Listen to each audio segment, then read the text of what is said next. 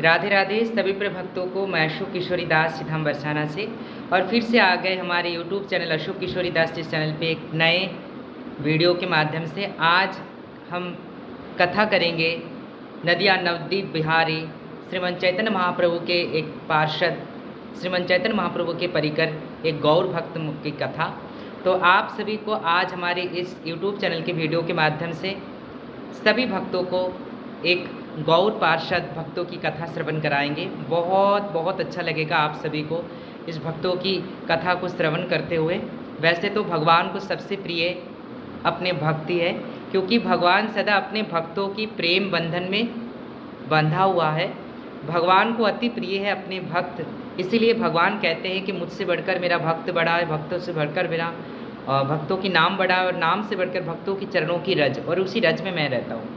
तो इसीलिए सभी भक्तों को प्रणाम, सभी भक्तों को राधे राधे। जो अभी तक इस चैनल पे नए हैं, चैनल को सब्सक्राइब कर देना और पास में दिए हुए बेल आइकन को जरूर क्लिक कर देना। वीडियो थोड़ा सा बड़ा होगा क्योंकि भक्तों की कथा पूरा विस्तार पे आपको श्रवण कराएंगे, तो इसीलिए सभी वीडियो को एंड तक देखना, बीच में स्किप मत करना। अगर स्किप कर दोगे तो आपको समझ में नहीं आएगा कि भक्तों की चरित्र क्या है और भक्त कैसे भगवान को दर्शन करते हैं, कैसे करके भगवान को दर्शन कर पाते भक्त अपने भक्ति के गुण से। तो शुरू करते हैं आज गौर पार्षद भक्त रघुनंदन की कथा। तो एक बार सभी मिलकर पहले तो रघुनंदन की जयकारा करिए। बोलो भक्त वत्सल रघुनंदन की जय हो, बोलो गौर पार्षद रघुनंदन की जय हो। तो कलयुग की बात है, भक्त रघुनंदन की कथा। भक्त रघुनंदन कविराज दास गोस्वामी महाराज जी के सुपुत्र हैं, जो श्री पंचमी के दिन अर्थात सरस्वती पूजा के दिन जिन्होंने जन्म ग्रहण किया है, महाप्रभु के कृपा पात्र रघुनंदन। तो भक्त रघुनंदन केवल और केवल 3 वर्ष में, मतलब 3 साल में गिरधारी को दर्शन कर लिया है, गिरधारी के कृपा प्राप्त कर चुके हैं। जैसे ध्रुव प्रहलाद जी 5 वर्ष में भगवान नरसिंह अवतार प्रकट किया है, भगवान ने ध्रुव प्रहलाद के लिए नरसिंह अवतार लिया है, वैसे ही गिरधारी अपने भक्तों को दर्शन दिया है रघुनंदन को मात्र 3 साल उम्र में। तो 3 साल उम्र में भक्त रघुनंदन ने अपने गिरधारी को प्राप्त कर गए। तो ऐसी बात है कि चैतन्य महाप्रभु ने जब अपने चबे हुए पान को, मतलब चर्वित पान को जब कविराज गोस्वामी के हाथ में दिया, तो कविराज गोस्वामी ने घर पे आके उस पान को रख के गंगा स्नान में गए। और कविराज गोस्वामी के जो पत्नी थी मालिनी देवी, तो मालिनी देवी ने अपने मन में बहुत इच्छा हुआ कि महाप्रभु ने जब चर्वित पान प्रसादी दिया है तो मैं भी थोड़ा सा ग्रहण करूं। तो उस प्रसाद के प्रति मालिनी देवी के इतना आकर्षण बढ़ गया कि मालिनी देवी ने प्रसाद थोड़ा थोड़ा लेते लेते उस चर्वित पान को पूरा ही ग्रहण कर लिया है। अब जब गंगा स्नान करके कविराज गोस्वामी जब कुटिया पर आए, तब कविराज गोस्वामी ने पूछा अपने पत्नी मालिनी देवी से कि मालिनी देवी, मुझे महाप्रभु के चर्वित पान प्रसादी थोड़ा सा दीजिए। तब मालिनी देवी ने रो रो कर बोली, पतिदेव, मैंने तो संपूर्ण प्रसाद को ग्रहण कर लिया, क्योंकि प्रसाद के प्रति मेरी इतनी भावुक हो गई थी, इस कारण मैंने सोचा ही नहीं, मैंने याद भी, मेरा ध्यान भी नहीं रहा कि आपके लिए थोड़ा प्रसाद बचा के रखना है। तो पति ने कहा कोई बात नहीं, महाप्रभु के प्रसादी हम दोबारा ले लेंगे। तो इसी कारण कविराज गोस्वामी के मन में बहुत इच्छा थी कि हमारी तो कोई संतान नहीं है, ऐसा कोई कृष्ण भक्त संतान जन्मे कि जिनको हम बहुत बड़े भक्त बनाएंगे, कृष्ण भक्त बनाएंगे, हम साधु महात्मा बनाएंगे। तो उनकी मन की इच्छा पूर्ण करने के लिए नदिया नवद्वीप बिहारी श्रीमन चैतन्य महाप्रभु कृपा किए कविराज गोस्वामी को, और उनके घर 1 हफ्ता के अंदर अंदर उस चर्वित पान को ग्रहण करते ही मालिनी देवी अंतःसत्यार्थात प्रेग्नेंट हो गई। तो ऐसे करके 1 साल बाद, मतलब 8-9वां महीना का बाद, जब श्री पंचमी सरस्वती पूजा आते हैं, बसंत पंचमी जिसको कहते हैं, बसंत पंचमी के दिन कविराज गोस्वामी मालिनी देवी के घर जन्म लिया एक पुत्र संतान, जिनका नाम हुआ रघुनंदन। आज हम सभी भक्त श्रवण करेंगे भक्त रघुनंदन की कथा, जिन्होंने 3 वर्ष उम्र में गिरधारी को प्राप्त कर गए। तो एक दिन ऐसा हुआ, कविराज गोस्वामी मतलब डॉक्टर थे, तो नवद्वीप में केवल और केवल वही डॉक्टर थे अकेले। तो एक दिन प्रातः काल क्या हुआ ना, दूसरे गांव से कोई आए हैं भक्त, और कविराज गोस्वामी के कहा कि आपको अभी अभी जाना है, क्योंकि अभी उस पेशेंट का मतलब उस जो बीमार पड़ा हुआ है उनका हालत ठीक नहीं है, तो अभी अभी अगर आप ना जाकर अगर उनको चेकअप ना करिए, अगर उनको ना देखें तो उनका हाल और भी बिगड़ता जाएगा। तो कविराज गोस्वामी सोच रहे हैं कैसे मैं जाऊँ, क्योंकि अभी तक तो मेरे प्रातः काल के कोई नियम पूर्ण नहीं हुआ, ना मैंने स्नान किया, ना मैंने तिलक शुरू किया, ना अपना भजन का कोई नियम किया। तो अभी डॉक्टर है और डॉक्टर का सेवा ही है कि जो पेशेंट है, जो रोगी हैं, उनको स्वस्थ करना, उनको ठीक करना। तो कविराज गोस्वामी ने अपने पुत्र रघुनंदन को पुकारा, रघुनंदन बेटा इधर एक बार इधर आ जाओ। तो रघुनंदन ने अपने पिता के समक्ष आए, और रघुनंदन की एक खासियत थे, जब जब पिताजी गिरधारी की सेवा करते थे तब तब रघुनंदन पिताजी के सामने जाके बैठते थे और आनंद भर से पिताजी कैसे तरीके से सेवा कर रहे हैं, संपूर्ण सेवा को दर्शन करते थे। तब रघुनंदन, अब पिताजी ने सोचा कि रघुनंदन तो रोज ही दर्शन करते हैं कि कैसे तरीके से हम गिरधारी के लाल को सेवा करते हैं। तो रघुनंदन को बुलाया, रघुनंदन एक बार बेटा इधर आ जाओ, आपसे कुछ बात करना है। तो रघुनंदन को कहा अपने पिता कविराज गोस्वामी पाद कि रघुनंदन आज मेरे को किसी दूसरे गांव पे जाना है, किसी बीमारी पड़ा हुआ है कोई, उनको देखने के लिए। तो आप एक काम करना, आप स्नान करके गिरधारी लाल को भोग लगा देना, उनकी सेवा कर लेना अच्छे से। तो रघुनंदन तो मन ही मन अति प्रसन्न हो गए, अति प्रसन्न हो गए, क्योंकि आज हमें गिरधारी लाल की सेवा मिलने वाले हैं। देखो 3 साल उम्र में ठाकुर जी की सेवा करने के लिए मन में इतना लालसा प्रकट हो गए, इतना लालसा कि मन ही मन कहने लग गए, वाह आज तो पिता ने मुझे इतना सौभाग्य प्राप्त करवा दिया, मैं क्या बताऊँ, मैं तो खुशी के मारे झूम उठ रहा हूँ। 3 साल की उम्र में, 3 साल की उम्र में सोचो, आज के बच्चा 3 साल उम्र में सही से हम कुछ मतलब खेलते हैं, ये करते वो करते, टीवी देखते, मोबाइल में बिजी रहते, और देखो 3 साल उम्र में रघुनंदन को ये पता चल गया कि मुझे भगवान की कृपा प्राप्त करना है, मुझे भगवत कृपा प्राप्त करना है। तो असली माता पिता वही हैं, भागवत जी में लिखा हुआ आदर्श माता एवं पिता वही है जो अपने संतान को भक्ति में लगाते, कृष्ण कथा में लगाते, गीता जी का पाठ करवाते हैं। इसीलिए सावधान हो जाओ। अभी मैं सभी भक्तों को इस वीडियो के माध्यम से, रघुनंदन की कथा के माध्यम से मैं यही कहलवाना चाहता हूँ कि यही सजेस्ट करना चाहता हूँ कि प्लीज़ आप अपने संतान को, हमारे जो हिंदू धर्म सनातन धर्म है, जो सत्य सनातन धर्म है, ये सत्य सनातन धर्म की जो संस्कृति है, संस्कार है, इस संस्कार को अपने बच्चे के ऊपर डालिए। रामचरितमानस का पाठ करवाइए, भागवत जी का पाठ करवाइए, गीता जी का एक एक श्लोक का कंठस्थ करवाइए, तभी वो आगे जाके एक अच्छे संतान बनेगा, तभी आपके नाम होगा। तो रघुनंदन यथारीति क्या किया ना, स्नान करके जैसे ही मंदिर में प्रवेश किए, तो मंदिर में प्रवेश करके गिरधारी लाल को साष्टांग दंडवत प्रणाम करके फिर गिरधारी लाल के ऐसे बोल रहे हैं पकड़ के कि गिरधारी लाल, आज पिताजी ने मुझे आपकी सेवा सौंप कर गए, तो मैं बड़े आनंदित हूँ कि मैं आज आपकी सेवा करूँ। तो ऐसे ही जब गिरधारी लाल की सेवा करने के लिए प्रस्तुत हो गए रघुनंदन, गिरधारी लाल भी आज अत्यंत महासुखी है, महाप्रफुल्लित है, क्योंकि आज भक्त रघुनंदन के हाथ से गिरधारी सेवा प्राप्त करेंगे। तो इसलिए गिरधारी लाल जी को भी इंतजार थे कि कब रघुनंदन सेवा करेंगे हमारे। तो ऐसे ही, क्योंकि भगवान को भक्त अति प्रिय है और भक्तों के हाथ से सेवा पाना और भी भगवान को अच्छे लग रहे हैं।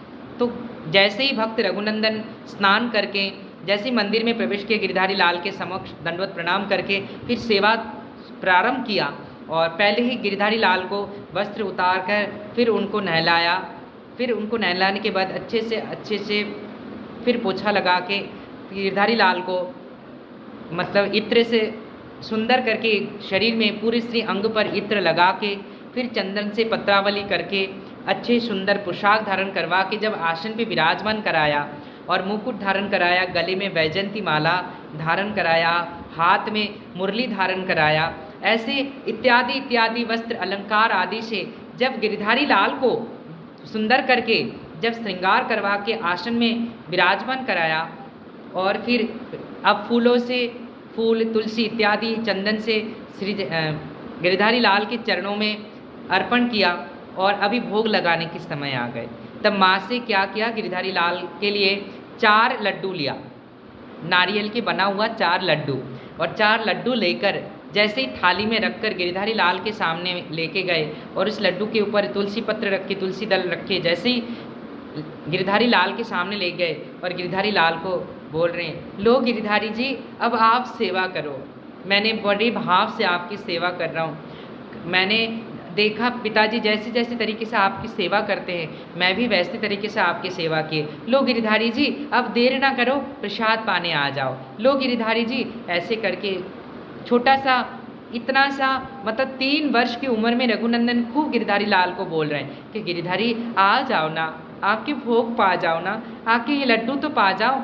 लेकिन गिरधारी जी आपको 4 लड्डू हमने दिया है। बच्चा तो बोल रहे हैं आपको हमने 4 लड्डू दिया है, आप एक काम करना गिरधारी जी, आप 2 लड्डू पाना और 2 लड्डू एक हमारे लिए, एक हमारे माता पिताजी के लिए प्रसाद स्वरूप में रख लेना। तो गिरधारी जी थोड़ा मृदुमंद हंस रहे हैं, देखो भक्तों के मन की भक्ति को देखो, हमें कह रहे हैं कि 4 लड्डू दिया, 2 आप सेवा पाना और 2 हमारे लिए रख लेना। तो ऐसे करके जब गिरधारी लाल को बार बार बोल रहे कि गिरधारी जी आकर सेवा करो, प्रसाद ग्रहण करो, तो गिरधारी प्रसाद सेवा नहीं कर रहे। तो जब प्रसाद ग्रहण नहीं कर रहे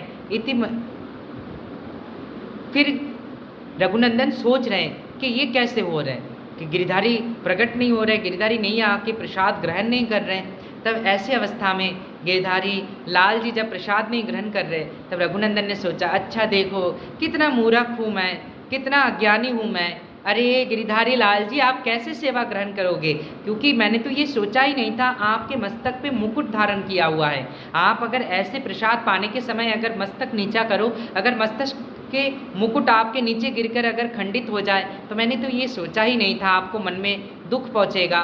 तो इसीलिए गिरधारी लाल को देखो, रघुनंदन की सेवा की पद्धति देखो, कि भाव देखो भक्तों की, कि अगर मुकुट नीचे गिर जाए तो इसीलिए मुकुट को नीचे रख लिया। आप गिरधारी आप तो सेवा ग्रहण कर सकते हो। अच्छा, थोड़ी देर बाद फिर गिरधारी लाल जब सेवा ग्रहण नहीं कर रहे हैं, तो अच्छा इसीलिए आप सेवा ग्रहण नहीं कर, अरे सेवा कैसे ग्रहण करोगे, मैं ही सबसे ज़्यादा पागल और मूर्ख हूँ, आपके हाथ में तो बांसुरी है, इसीलिए आप सेवा ग्रहण नहीं कर पा रहे हो। अच्छा रुको जरा रुको। तब रघुनंदन ने क्या किया, गिरधारी लाल के हाथ से बांसुरी निकाल लिए और बांसुरी निकाल करके पास में धर दिया, और जैसे पास में रख लिया, अब कह रहे अब तो आपके मस्तक पे भी मुकुट नहीं है, हाथ पे भी मुरली नहीं है, अब आके आप प्रसाद ग्रहण कर लो। जब रो के रघुनंदन ये बात कर रहे हैं,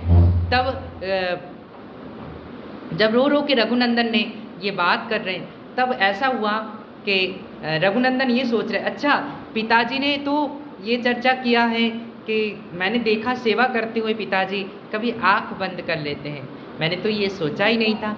तो ये कह रहे हैं कि अच्छा तो ये करना है, पिताजी जब आँख बंद करके कोई मंत्र तंत्र बोलता है, मुझे तो मंत्र तंत्र पता नहीं है, लेकिन पिताजी ने छोटी उम्र से मुझे बचपन से ये शिक्षा दिया है कि हरे कृष्ण कृष्ण कृष्ण हरे हरे, हरे राम राम राम हरे हरे, ये महामंत्र सिखाया पिताजी ने। तो एक काम करो गिरधारी लाल जी, मैं आंखें बंद करके ये महामंत्र का उच्चारण करूं, आप तब तक 2 लड्डू सेवा पालो।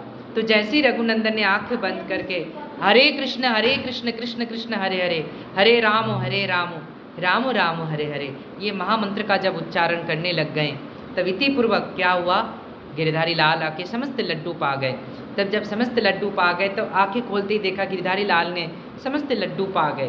अरे गिरधारी जी यह आपने क्या किया, समस्त प्रसाद को ग्रहण कर गए, अब पिताजी आए तो हम क्या करेंगे, क्या बोलेंगे पिताजी को।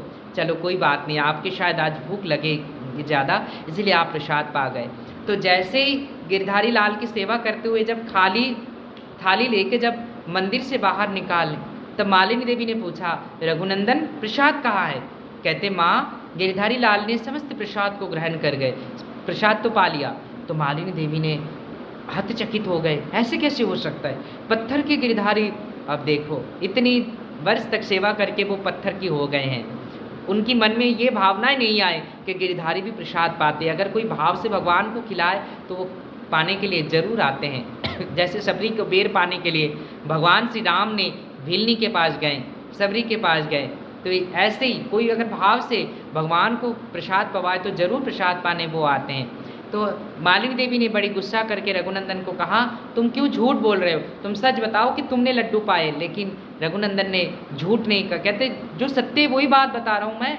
कहते ठीक है, तुम कुछ मत बोलना, पिताजी आए तो पिताजी को कह देना कि हम और माता जी ने मिलकर प्रसाद को पा गए। कहते नहीं, मैं पिताजी को झूठ नहीं कह सकता हूँ, मैं तो ये सत्य बात बता दूँ कि आपके गिरधारी लाल ने समस्त प्रसाद ग्रहण कर गए। तो जैसे ही पिताजी आए, कविराज गोस्वामी शाम को और रघुनंदन से प्रसाद मांगा तो रघुनंदन प्रसाद नहीं दे पाए। तो इसी बात को सुनकर पिताजी बड़े गुस्सा हुए और रघुनंदन को खूब पिटाई किया, खूब ऐसे लकड़ी से खूब मारा। और रघुनंदन बार बार चित्कार करके कह रहे कि पिताजी मैंने प्रसाद ग्रहण नहीं किया, मैंने प्रसाद को नहीं सेवा किया, आपके गिरधारी लाल ने सेवा कर लिए। खूब मारा, खूब मारा। और जब रात को रघुनंदन को मार के ऐसे दोनों में आपस में पति पत्नी जब विचार करने लग गए कि मेरा बेटा रघुनंदन को कभी झूठ नहीं कहता है, तो आज ऐसे क्या बात हो गए कि रघुनंदन बार बार एक ही बात दोहरा रहे कि आपके गिरधारी ने प्रसाद पा लिया। तो पुनः दूसरे दिन परीक्षा लेने के लिए रघुनंदन को कविराज गोस्वामी ने कहा कि रघुनंदन आज भी मेरे को कहीं दूसरी जगह पे जाना है, तुम सेवा कर लेना। रघुनंदन को ये बिल्कुल भी जरा से भी ये नहीं लगा कि पिताजी ने कल तो मुझे खूब मारा कि आज हम सेवा नहीं करेंगे। तो पिताजी को कहा फिर से मुझे गिरधारी लाल की सेवा प्राप्त करने की मौका मिल गए, वाह, फिर आज भी सेवा करेंगे। तो ऐसे मंदिर के पीछे एक छोटा सा खिड़की था, तो कविराज गोस्वामी पाद में उस खिड़की के नीचे बैठ गए और ये सुनने लग गए कि कैसे कैसे सेवा करते रघुनंदन। तो रघुनंदन गंगा स्नान करके आके फिर सेवा करने लग गए। जैसे ही श्रृंगार कराते हुए भोग लगाने के समय मुकुट उतार के, बंसी उतार के, ऐसे बात करते करते करते करते जब रघुनंदन ने अपनी आंख बंद कर लिया, महामंत्र का उच्चारण करने लग गए धीरे धीरे मन ही मन, तब अपने पिताजी सोच रहे कविराज गोस्वामी पाद, अभी रघुनंदन तो इतने समय बात कर रहे थे तो अभी बात क्यों बंद किया, अभी शायद वो लड्डू मुंह में डाल लिया इसलिए बात नहीं कर पा रहे। तो जैसे ही कविराज गोस्वामी पाद मंदिर के पीछे से आके दरवाजा खोला तो देखा गिरधारी लाल खड़े हुए, गिरधारी लाल बंसी बजाते हुए, वो गिरधारी के जो सेवा करते थे वही गिरधारी लाल साक्षात बाल स्वरूप में आके उनके एक हाथ में आधा लड्डू एक और मुख में आधा लड्डू, ऐसे ही पत्थरों की से विग्रह बन गए। तो ऐसे जब देखा ठाकुर जी स्वयं आके रघुनंदन के दियो हुआ लड्डू प्रसादी स्वरूप में पा रहे, तब रघुनंदन को पकड़ के चरण पकड़ के खूब रोया, रघुनंदन तू गिरधारी लाल को प्राप्त कर गए, तू गिरधारी को प्राप्त कर गए। तब गिरधारी लाल ने दैववाणी हो रहे, गिरधारी लाल ने बोला कि कविराज गोस्वामी पाद रघुनंदन ने मुझे प्राप्त कर गए, क्योंकि रघुनंदन के मन में कोई अहंकार नहीं था, लेकिन आपके मन में अहंकार था, तो मैं पत्थर की हूँ। आपको ये पता नहीं था कि जो भक्त भक्ति से मुझे, भावना से, भक्ति से मुझे भजन करता है, मैं उनको साक्षात प्रकट दर्शन देता हूँ। गीता जी में तो कहा, ये यथा मम प्रबद्धन्ते स्तां तथैव भजम्यहम् मम वर्त्यानुवर्त्यन्ते मनुष्य पार्थ सर्वस्य। अर्थात जो जैसे मुझे भजता है मैं उनसे वैसे तरीके से, वैसे स्वरूप में दर्शन देता हूँ। तो आज रघुनंदन ने मुझे प्राप्त कर गए। तो देखो 3 वर्ष की आयु में रघुनंदन ने गिरधारी को प्राप्त कर, आज भी वो दर्शन मिलता है। अगर आप लोग बंगाल में जाओगे तो बंगाल की भूमि में शब्द आदिशत्व ग्राम आते, वहाँ पे आज भी उसी गिरधारी लाल बंसी छोड़कर हाथ में आज भी आधा लड्डू और मुख में आधा लड्डू का दर्शन आप सभी को मिल जाएगा। तो ज़रूर आइए बंगाल में और बंगाल की भूमि को दर्शन करिए और लड्डू गोपाल को दर्शन करिए, जिनके आज भी दर्शन मिलता है, आधा लड्डू मुख में आधा लड्डू हाथ में। तो एक बार प्रेम से सभी मिलकर कहो, बोलो भक्तवत्सल रघुनंदन की जय, बोलो महाप्रभु की जय।